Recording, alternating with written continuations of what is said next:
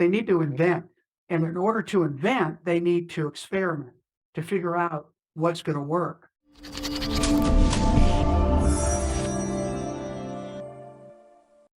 The first principle of the book is encourage successful failure. Talk to me about that. I believe businesses are always testing, aren't they? If it's a new business, they're testing an idea, a product, a service, a platform, whatever it is that they have created that they think has value. You have to test it and you have to figure out what is that idea and is it good enough to get something going. Back to Bezos and Amazon, one of the things that's read throughout the letters is this idea of needing to experiment. I actually do think that all the talk about innovation that you hear in companies, they need to innovate. I think that's backwards. They need to invent. And in order to invent, they need to experiment to figure out what's going to work. And if failure is not a part of that experiment or a potential result, it's not an experiment. If you know it's going to work, it's not an experiment. You just do it.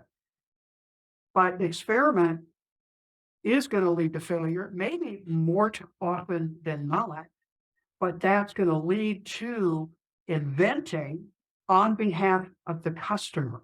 Mm. And that's what he says all the time. We invent on behalf of the customer. And employees, I'm convinced, are not afraid of failing, but they are afraid of the consequences of failing. Meaning, if you have a culture at your company that punishes failure, you're not going to get people willing to experiment because most of the time the experiment's not going to work. And they're going to shut down pretty quickly. And you're going to start as a company stagnating if your employees aren't willing to continue to look at new ways of doing it. I think you're so right. People don't quit companies, they quit leaders. It's the same concept. Like if you're creating a draconian environment where people don't feel free to make autonomous, agile, and engaged decisions, then I think you've missed the mark as a leader. Like, how do we create that fertile environment where it's okay to fail?